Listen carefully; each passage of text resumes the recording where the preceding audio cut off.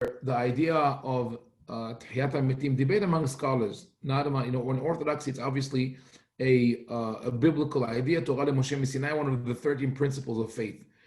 In scholarship, there's a debate whether this idea is biblical or was created by the rabbis. But we take it that it is a biblical idea, that there is a world to come, there is heaven, and that's where you're going to get your eternal reward. Why is it surfacing? Why is it all of a sudden appearing only after the destruction of the temple?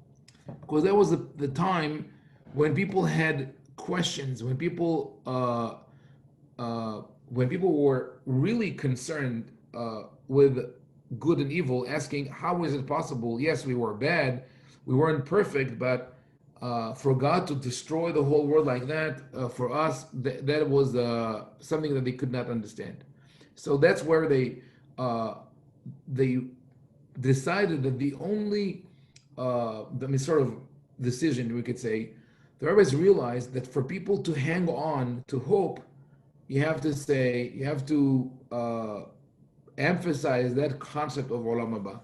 But they still were concerned about that, so they said, Al tiyu ka'avadim hamshamshim et harav, don't serve God in order to receive your reward, rather do it Hashem Shamayim, or for whatever reason that we will discuss later.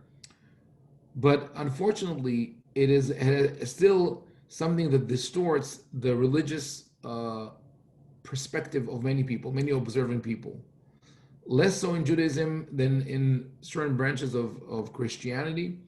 But the idea is that you are working with God almost as a tit for tat. I'm okay, here is my account, I'm depositing good deeds, and you will, for me, in return, you will secure whatever I deserve in the world to come. So I also discussed the people are upset when this concept comes up and they say, "What, you want to tell me that God is an accountant, that God is a micromanager?" And the problem with that argument, seems it's a valid argument, but the presentation of God as a micromanager is interwoven with our tefillah. At every point we say that. We read the Shema, and in Kriyat Torah in many places. So how do we factor in all these things, and how do we understand this paradox, or this dilemma of bad things happening to good people, which seem to be illogical, but also contrary to the promises of the Torah, that if you do good, you will prosper, and if you do evil, you will be punished. So let's go to the text. I'm going to go to the book of Eov, and start here. We're going to go to the very beginning of the book of Eov. The rabbis, there's a debate in the Midrashic interpretation. What is exactly the story of Eov? Was he a real person? Is it a parable? Is it an allegory? What is exactly the story there? There's one opinion in the Talmud that Eov was a real person who lived in the time of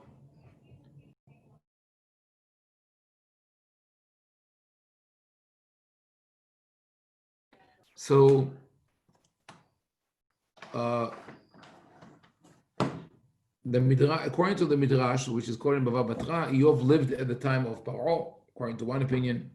But others say that Eov lo haya velo nivra ela lemashal, that Eov was a real person that God created and managed his life as a message to others. I personally like to take the approach that this story is fiction and is a parable. It was meant to send a message, never happened. And more than that, that the book is full of irony. There are several layers that we have to read through. And even to argue that Eov, who is presented in the beginning of the book as Ish Tzadik Yireh Elohim V'Sar Mera, as a righteous person, is the exact opposite. Even though he's rewarded at the end of the book. So let's I hear that someone has a question, but just the the framework of the book for those who are not maybe so familiar with the book of Eov.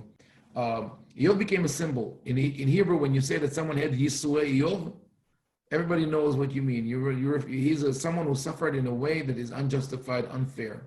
And I know people like that, and I'm sure we all know people like that personally, that we think of, okay, one disaster, another, this is just unfair. Eov is this righteous person who lives in the land of Uts.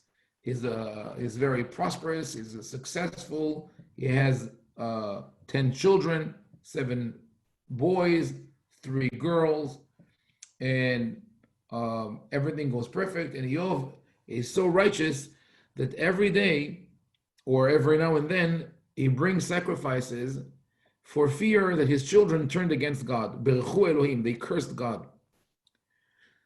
At one point, the angels or the messengers of God come to report their daily or weekly review of humans on this earth, and God asks them, specifically Satan, which is the first appearance of that character in Tanakh as an angel, because before that we find the word Satan regarding with Bilam, but it says Vayakom malach Elohim le Satan lo. The angel, the messenger, became his Satan. So Satan is really an adversary or an opponent. And similarly with Shlomo, Yerovam is described as a Satan to Shlomo. But the first time that we see an angel called Satan is in Eov. So God turned to the Satan and he says, what do you think about Eov? How is he a good person? And the Satan says, yes, he's good because you're good with him. But had he suffered, he would not respect you, would disrespect you. So God says, okay, so you could take everything from him. And Satan does that, including his children. And still Eov does not turn against God. God again tells the Satan, you see, Eov is perfect. And the Satan answers, yes, because he is still intact. You didn't touch him. But if you touch him, he will curse you. So God gives permission to the Satan to hurt Eov. And still Eov doesn't turn against God. But he's reduced to almost a subhuman level. And his friends come to comfort him. So first his wife speaks to him. And she said, see, it doesn't work. Just curse God and die.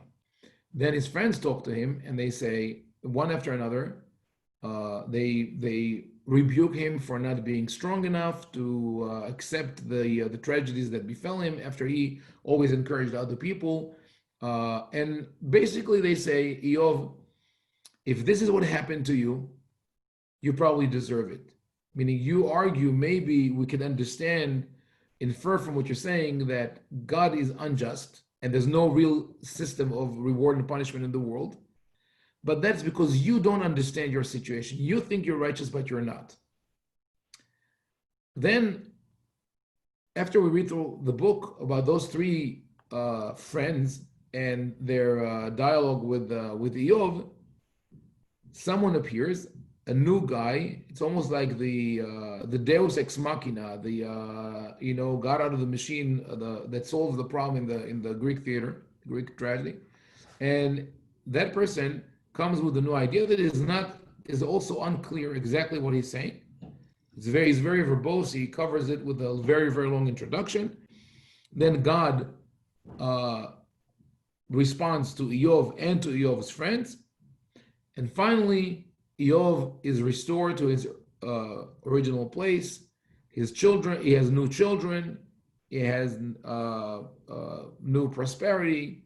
And everything is perfect, a happy end, right? I'll add that some say that the fact that we read at the end that he has his children again, that means that they never died. It was just told that they were dead, but they never died, because nothing could really make up for losing a child. So that would be unfair. But we'll leave it at that. That's the framework. I see that someone has a question. Yes. Someone raised their hand. Jason, you? Was that a mistake? Okay. So anyway, if you have a question, please let me know, or a comment on that. So let's go to the text and see what happens here. So I want to read it a little bit more thoroughly. The beginning. We're not going to read every chapter slowly because it's a long book and there's a lot of repetition. But the opening books, the chapters are really important because they frame the story for us. So read this. איש היה בארץ עוץ, איוב שמו, והיה האיש ההוא תם וישר וירא אלוהים ושר מרע. There was once a man in the land of Uz whose name was Eov, and that man was wholesome and straightforward and God-fearing and one who shuns evil.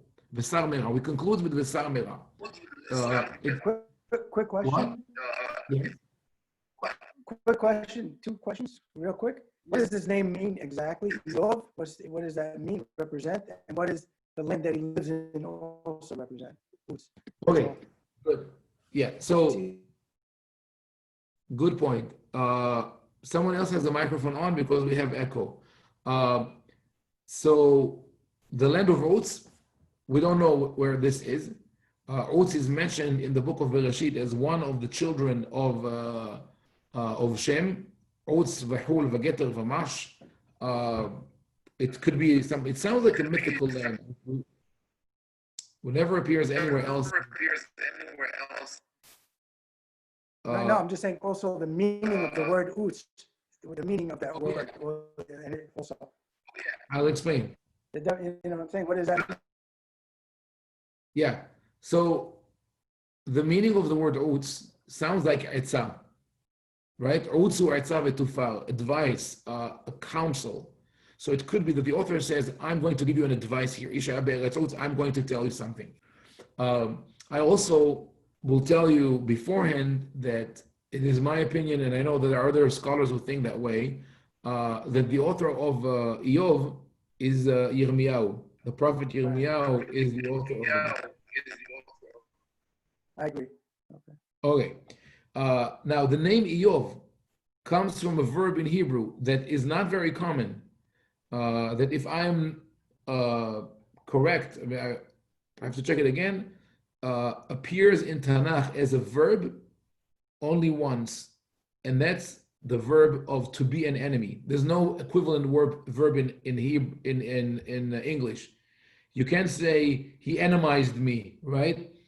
But in Hebrew, there is a verb of to be an enemy, and it's ayav.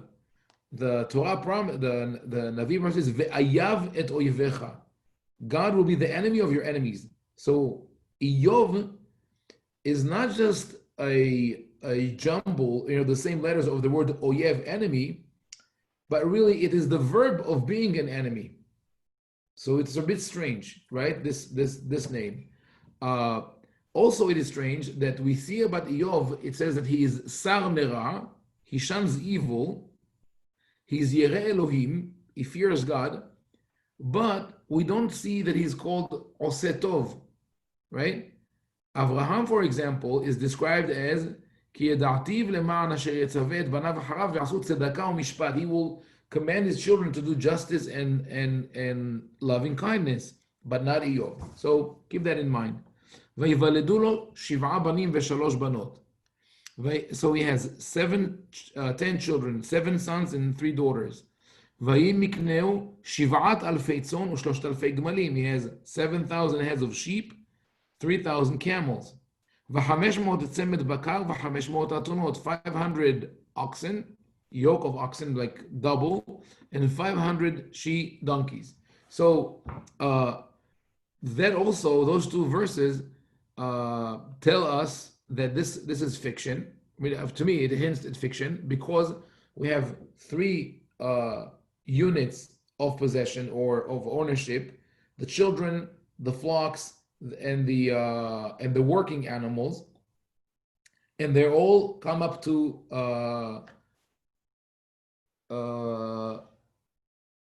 2 groups of 10, right? You have 7 and 3 are 10.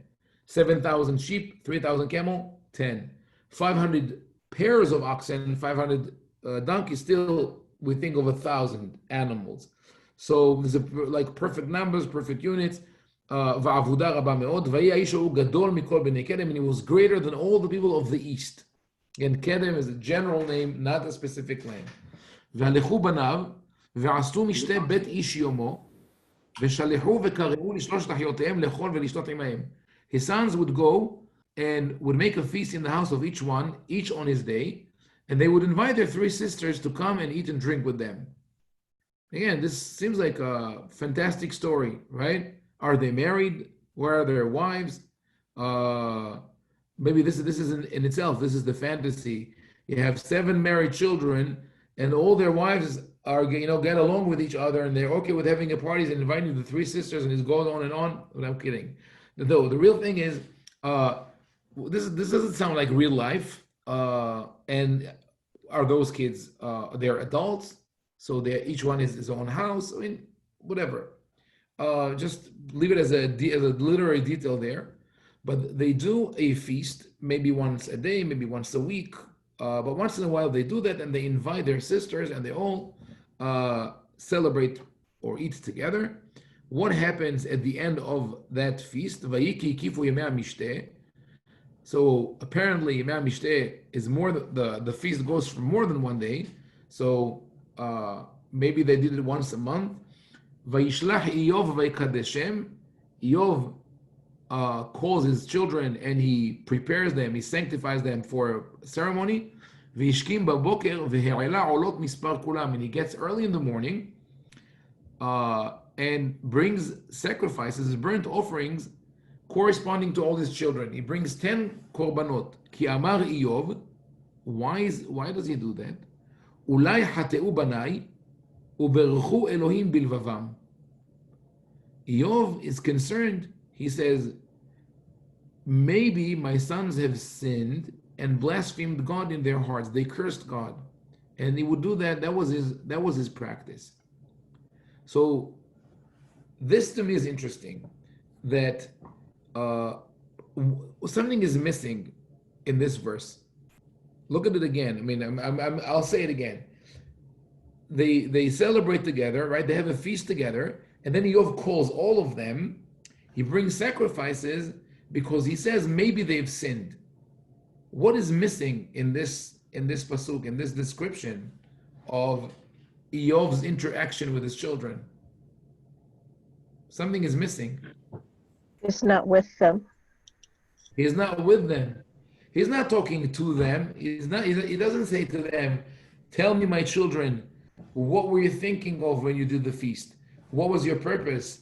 Did you think of God? Did you think something against God?" No, he says, "Okay, come, you stand here. Let me bring the sacrifices. Okay, you could go home. I cleared you, right? It's like I paid your dues. It's more like an indulgence." And so that's one question. The other question is, why would they curse God? Everything is perfect. Why are you afraid, Iyov, that your children are going to turn against God? נכון, זה נשמע האמת כמו חשדנות כזה.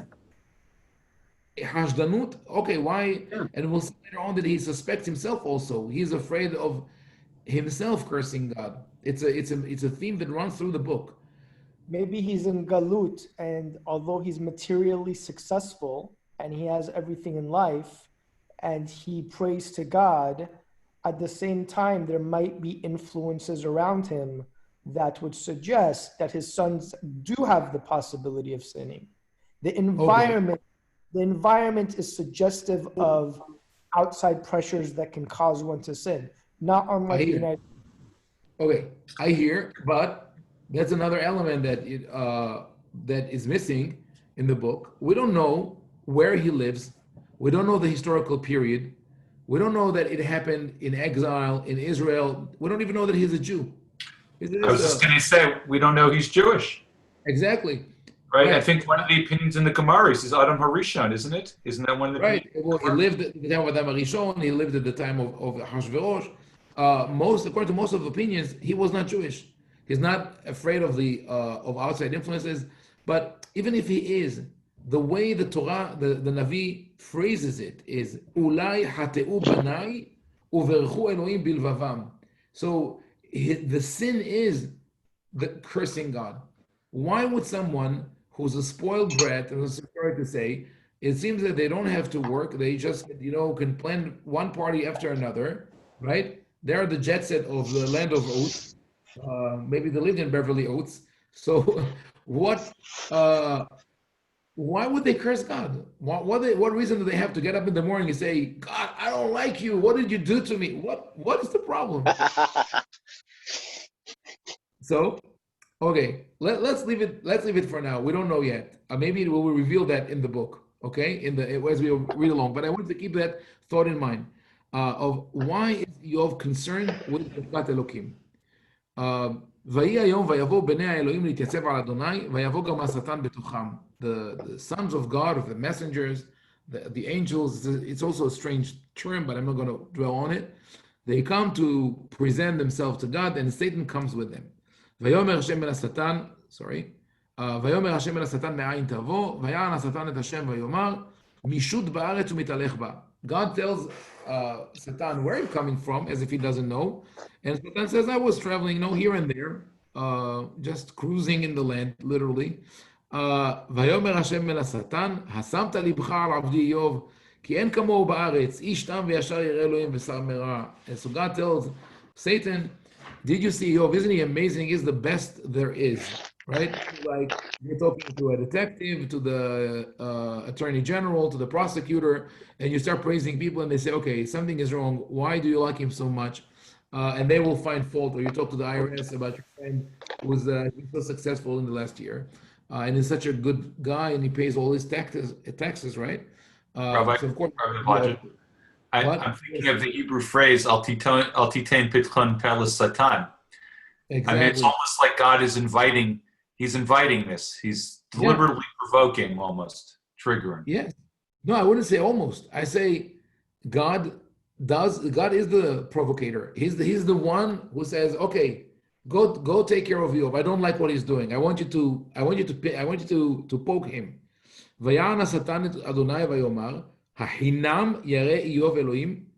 Is it for nothing? So the word hinam is for free, meaning it says there is a transaction here between God and Eov. God bestows good upon Eov, and Eov in return respects God. And he says, "Halo ata sachta ba'ado v'ad beto." You made a hedge around him. You protect him.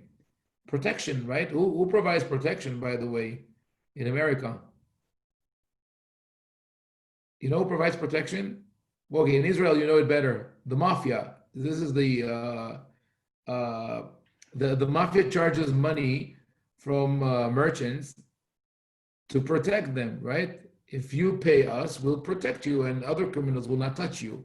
That's the source of the Hebrew term protectia. It's the dues that you pay in order to get a favor from the government. So he says you protected him. Everybody who's near Eov is blessed. See, he has nothing to worry. Everything he touches is blessed, and his possessions are increased in the land.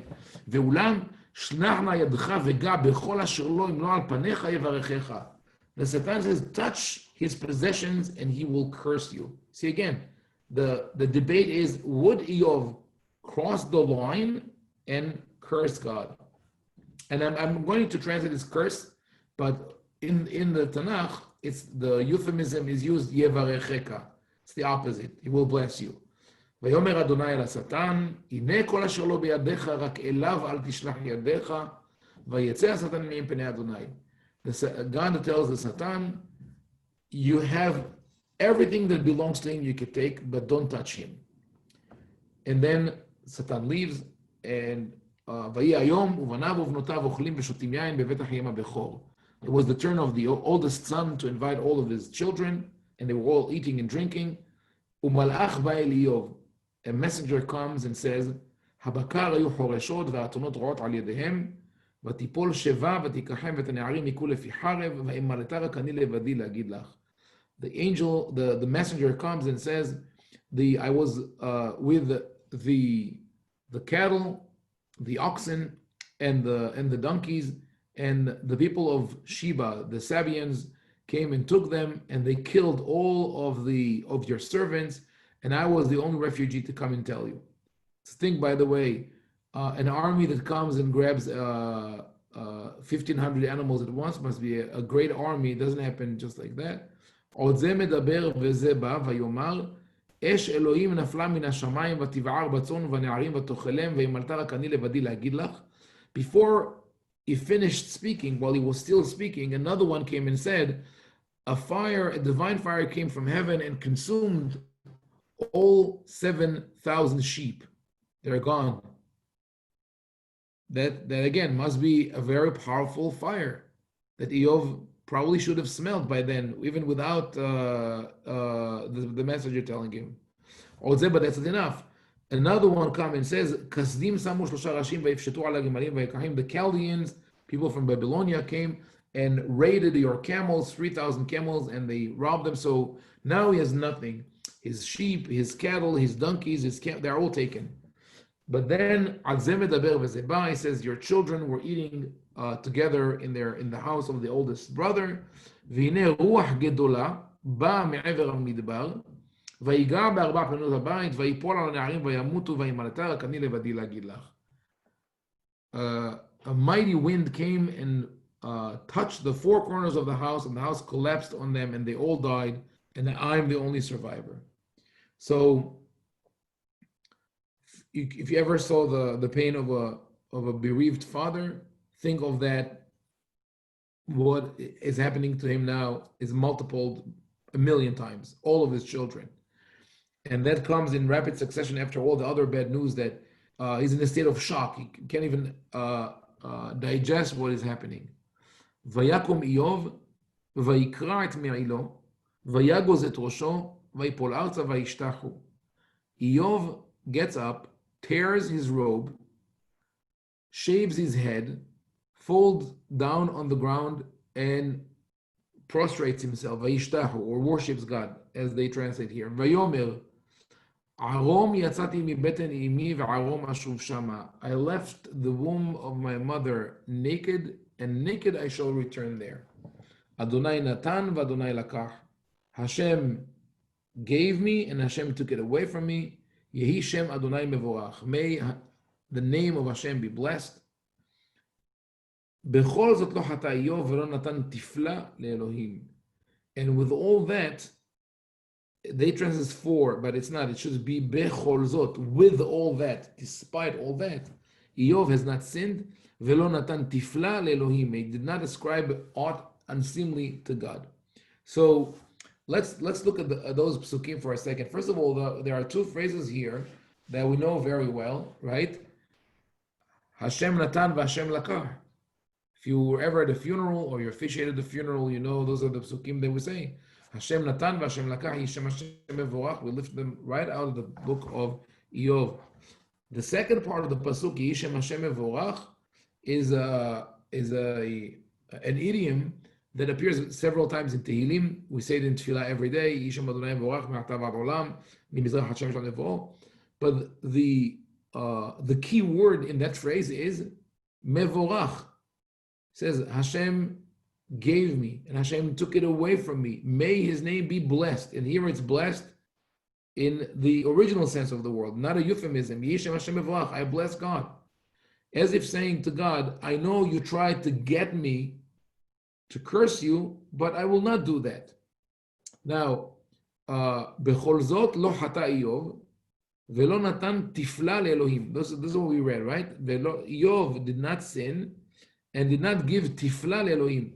The word tifla is a little strange. It's unique in the Tanakh. In that with that spelling, it's the only time that it appears. Where does it come from? So, you Hebrew speakers, you know that tifla, besides resembling what? Besides resembling tefillah, it sounds also like tafel, which Eov uses later. Hayachel tafel mibli melach. Could you eat something which is flavorless without salt? In Hebrew, if something doesn't have salt or doesn't have flavor, you call it tafel. So it might be that latet tifla leElohim is to say that God's actions are without flavor, without reason. It could also be derived from the same verb as tefillah, which really means judgment. Tefillah we usually translate as prayer, but just like in modern Hebrew, when you speak about criminal law, you speak about mishpat plili, right? So the word lefalel is to bring to judgment. So Eov did not bring God to judgment. It has a double entendre. One is tifla as judgment. God, Eov, in other words, does not press charges against God, and Eov does not consider God's action to be tasteless. We'll go back to the text. So we got the first chapter. The first chapter, very dramatic. It starts at the height of Eov's life, and all with very in a precipitous fall. It goes all the way to the bottom, but he still does not turn against God. Oh, sorry, I wanted to actually move to the next chapter. So we'll go to chapter 2. So now Bnei Elohim, they come back to present themselves to God. Satan comes among them. Same dialogue. Where are you coming from? Oh, here and there. I'm cruising. God tells Satan, have you seen Eov? Ki en kamo. There's no one like him. Ve'odenu mahazik betumato. He still withholds his innocence. V'tesiteni bo levaleo hinam. And you were the one who provoked me to destroy him for no reason. But not just for no reason. Hinam is for free. Again, it's the same word that the Satan uses, a hinam yarei. There's a kind of exchange here. And the Satan answers right away with the concept of exchange. ויען השטן את אדוני ויאמר, עור בעד עור, וכל אשר לאיש ייתן בעד נפשו. Satan answers, you know what? Skin for skin. And all that one has, he will give to save his soul. The meaning of that phrase, or ba'do, is unclear. The rabbis explain, I think that is the probably the true meaning here, is that even with one's own body, we have hierarchy. So they say, for example, if you come to someone with a torch and you threaten to touch the torch to their face, they will raise their hand to block it, sacrificing the hand for the face. So that's the idea of or be'ad or. In other words, Satan says he would sacrifice his children and everything just so he would survive, which is obviously, I think, not the case for what I'm using the word normal with caution, right? But I think that within the range of normal that we know of parents and children, it would be fair to say that most parents would sacrifice anything to save their children. No parent would say, okay, take my child as long as I survive. Again, nothing that we consider as normal. You know, I know it's subjective, but the majority of the cases, this is how people behave. So this argument of Satan looks a little strange, but God says, okay, I hear you. We didn't touch Eov yet. What happens if I do? The Satan says, "Shlach na yadcha v'gar el atzmo ve'el besaro, im lo el panecha yivarecheka." Again, Satan says, if you touch him, he will curse you. ויאמר אדוני אל השטן, הנו בידיך, אך את נפשו שמור. I give him to you, but you have to keep him alive.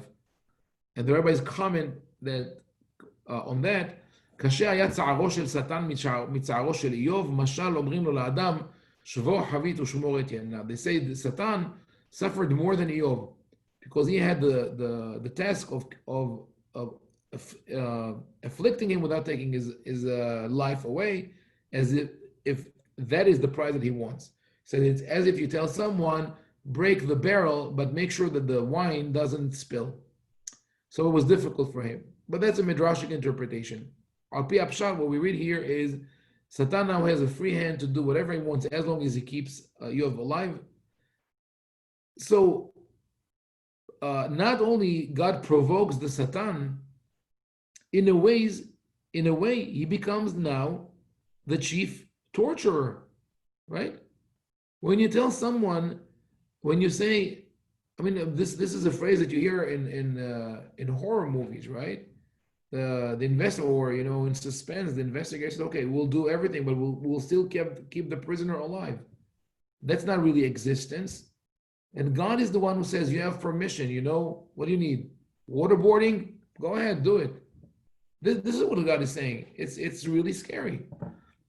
What is happening here? So Satan goes back, ויצם לשלח את איוב בשחין רע מכף רגלו ועד קודקודו. So not only it's boils, shehin, which was one of the plagues of Egypt, it's shhin ra. It's like the worst that can happen.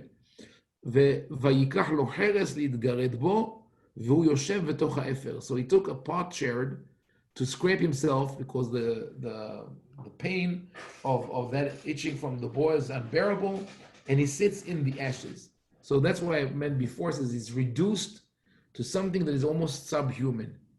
He lost everything, and now he loses his dignity. He's in pain. He sits in the ashes on the ground. And now finally someone speaks to him. That's his wife. ותאמר לו אשתו, עודך מחזיק בטומאתך. It should be read with wonder. עודך מחזיק בטומאתך. You're still upholding your innocence, your integrity. Barech Elohim vamut. She says, go ahead already, curse God, and he'll kill you. And that's it, you're done.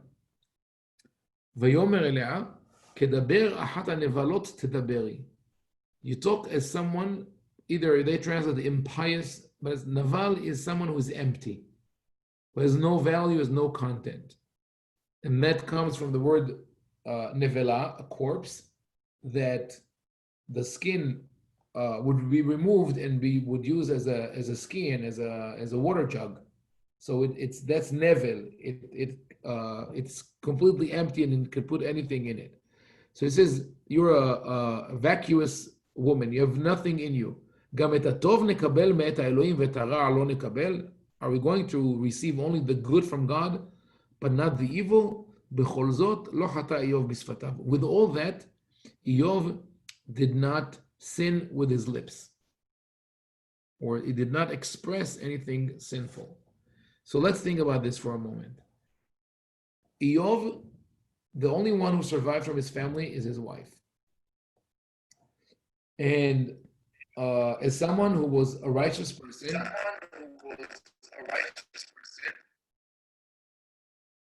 I had echo. Go, yeah. We don't assume as a righteous person, his wife is also righteous. And his wife says, what you need to do is curse God. And he says, you have nothing. You didn't learn anything. Okay, what is he? So what is she saying? And why is she saying that?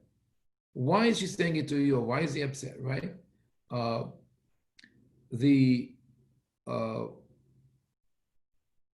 Rabbi, is this a form of euthanasia? What? Is this a euthanasia? I mean, yes. Pulling the plug, right? She says, pull the plug. She says, pull the plug.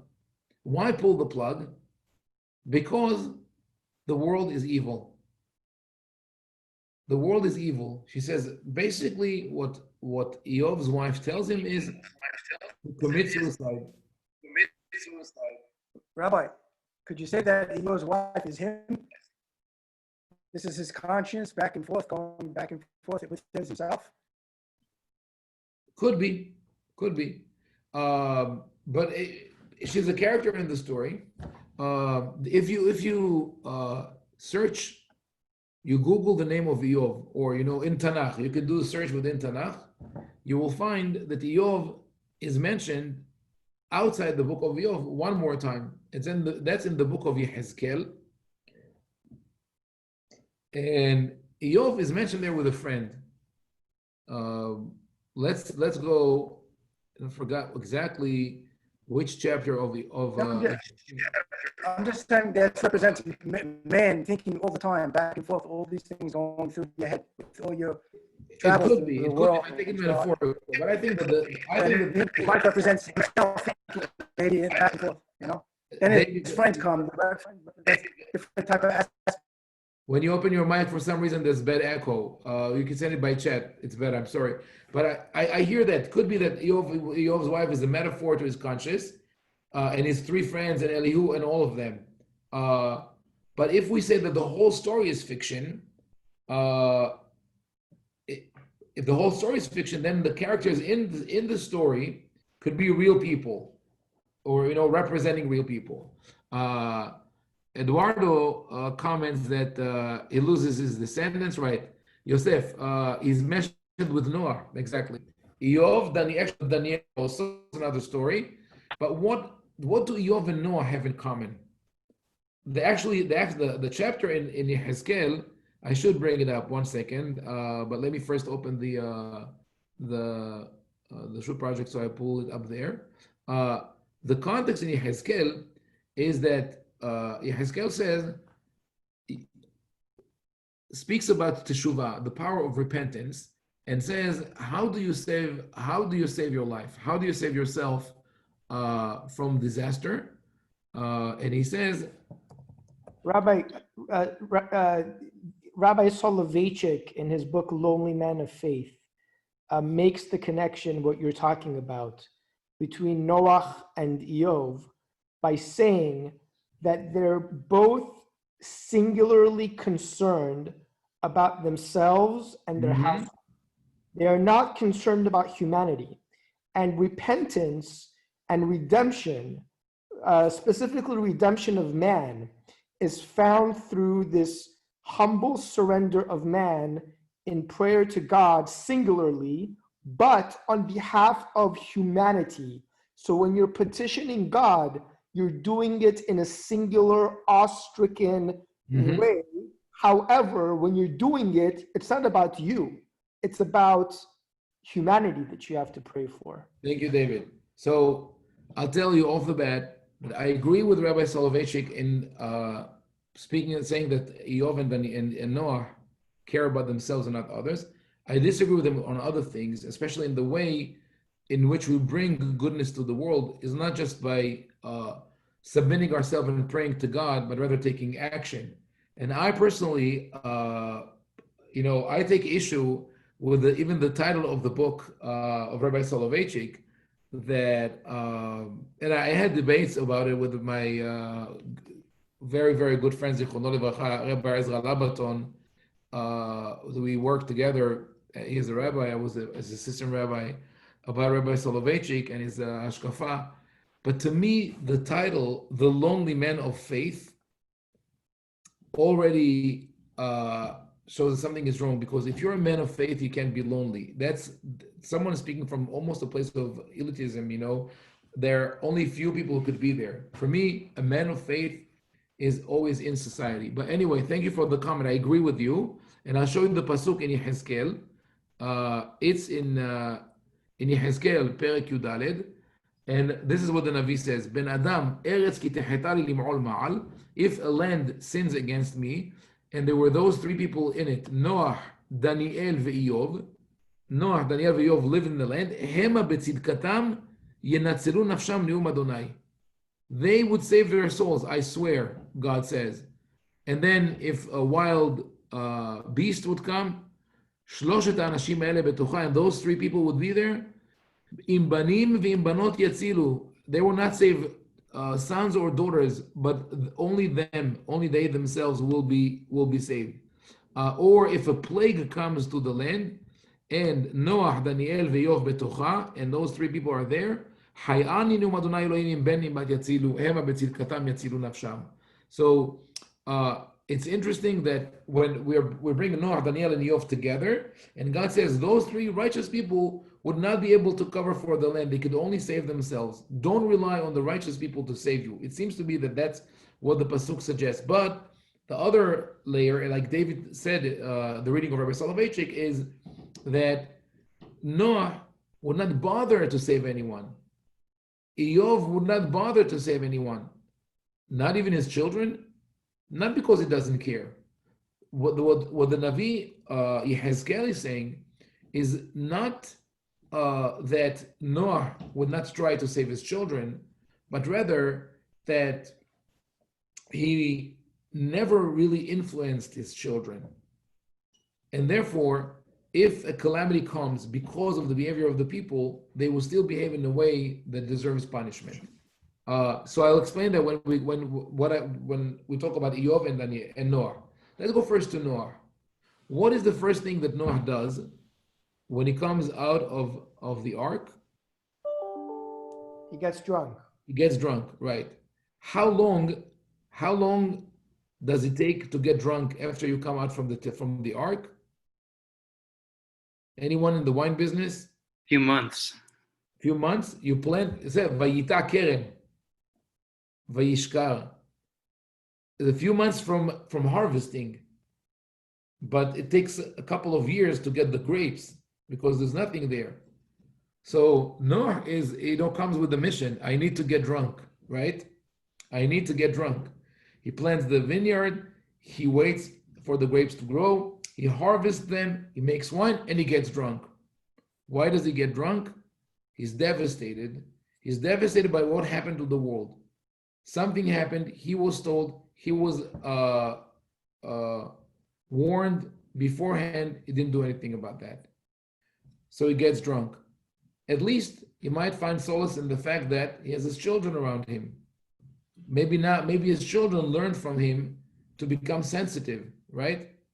But what happens after he gets drunk? His son walks on him. His son walks in on him. And he's naked, by the way. He's naked like Eov, right? Eov is naked, exposed.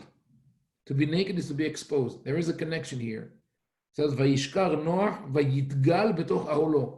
It doesn't say that he was naked, but rather that he was exposed. There are no barriers. You see a person as he is, in his lowliest. And now his son walks in on him. And what happens? He goes out and he mocks his father. That's the only thing that happened. If you think that something else happens, go back to the Psukim, send me the proof that something else happened. The Midrash couldn't fathom why Noah would be so upset if the only thing that Ham did was mock his father. Why was he so upset? Okay, no, stop laughing. Kids today make fun of their parents all the time. They can even divorce them if they want. So the Midrash says no. He violated him, slept with him, castrated him, all kind of crazy things.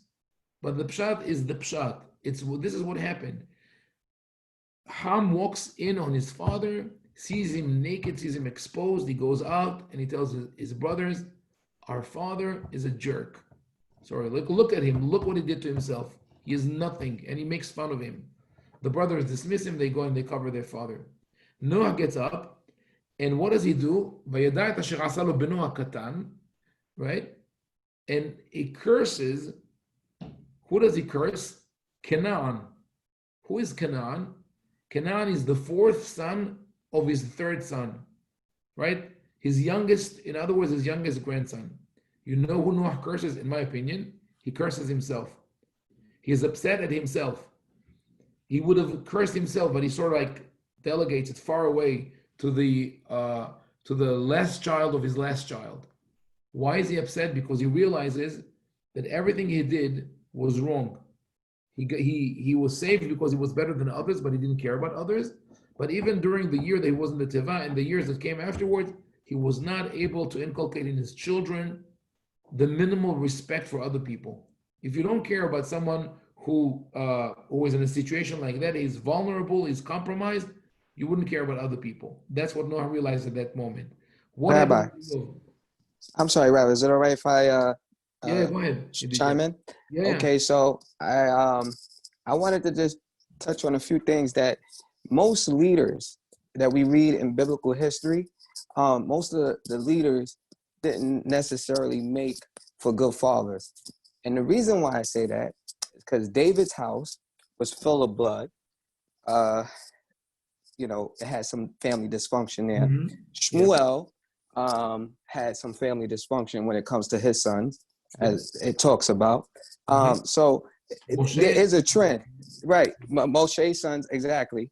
You read about that, and they try to change it. I think they call them the sons of Manasseh with a small nun, and then So there's quite a few episodes where it seems as if when it comes with leadership, the drawback is that because you have so much of it's almost like the ends justify the means.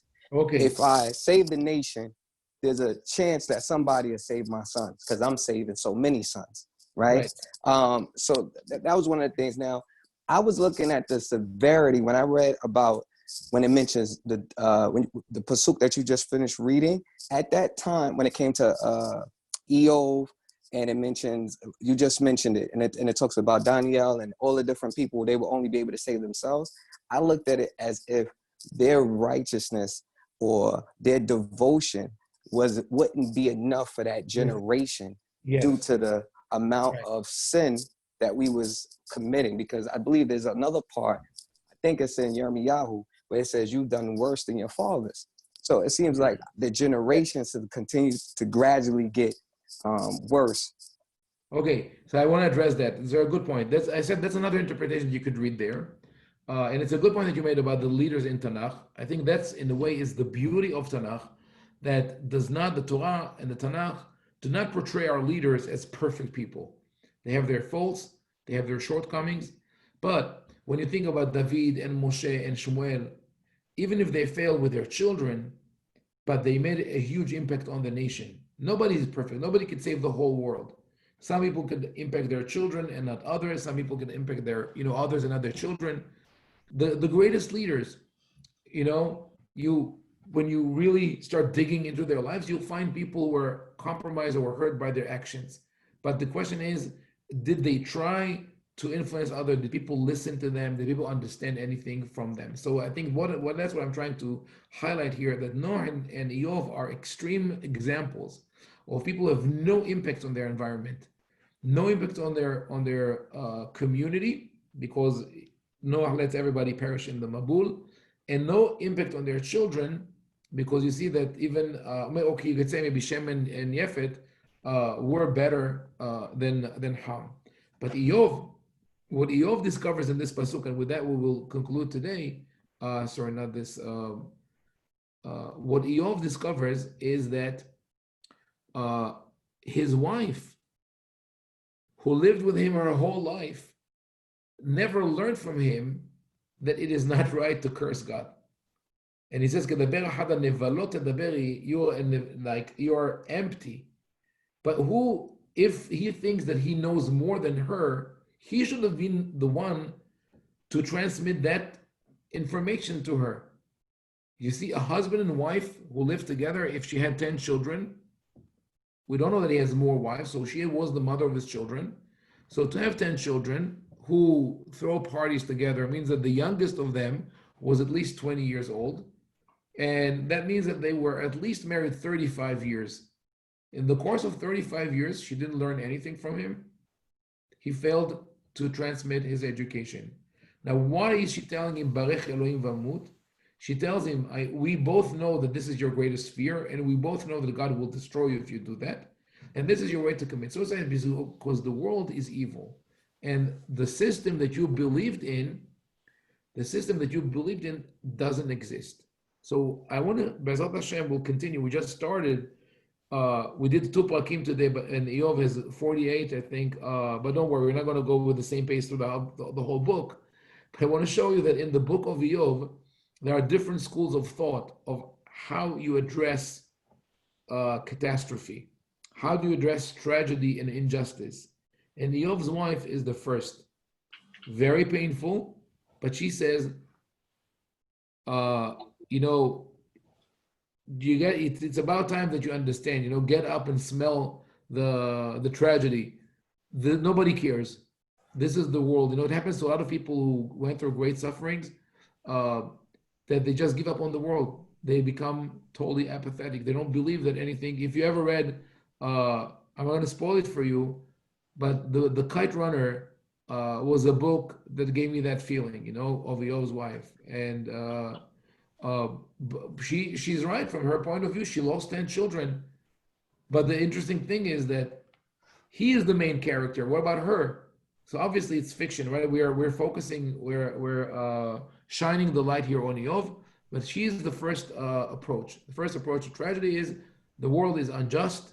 Nothing we can do would change the world, and we have to give up. Can I very quickly just try to buttress that with Od machzik betumatecha? Tam can mean naive. Right. It could be, chacham rasha tam could be someone who's a simpleton. Right. And that could be positive, but it can be negative. And here it's also like, how naive are you going to be? Right. Perhaps. Right. She rebukes him. She says, "You're still with your superstition. You know that the world is just." Yes. Shy, last thing I say. Something to say quick. As how you said, like, okay. Oh, my English is sometimes just. תגיד לי בעברית, אני אתרגם לכולם. כמו שאמרת, שבעצם כל מי שהיו בתנ"ך הם אנשים מאוד קדושים, אבל גם כן הם גם אנושיים. ואני חושב שבקטע הזה של איוב ואשתו, הם פשוט היו באיזשהו קרייזס במערכת יחסים שלהם, זה גם איזשהו תוספת כזו. Yeah, what Shai is saying, obviously, like all other characters in Tanakh, people are human and are not perfect, and this is a crisis in their relationship. But I think because the work is a work of fiction, this is a handpick. The author wants us to think of what Eshet Eov is saying, and note again that she says Barech Elohim Vamut. She doesn't say, go jump off a cliff. She says Barech Elohim. So I want you to think of, for next week, God willing, for next Sunday, why is this concept so important of turning against God? Okay, we'll stop here and we'll start with Arvit. Let me pull it up on the screen. David, It'll be Sunday and not Tuesday. What? The next class is Sunday and not Tuesday. No, Sunday and Tuesday. Sunday and Tuesday. Yeah, Sunday and Tuesday. Yeah, because this is a topic that will take a while, so I don't want to drag it for too long, and get people, God forbid, exasperated or in despair. You have to search for the good thing. Okay. So David, I'm just checking with you. Is Yosef reading the first part today? Okay, let me know when we get there. Adonai Tzavot Imanu Mizgabram Rakov Sel Adonai Tzavot Asher Adam Moteh Bach Adonai Yoshia Hamelech Ya'alenu Beyom Korenu Adonai Yitqadash Shemei Rabba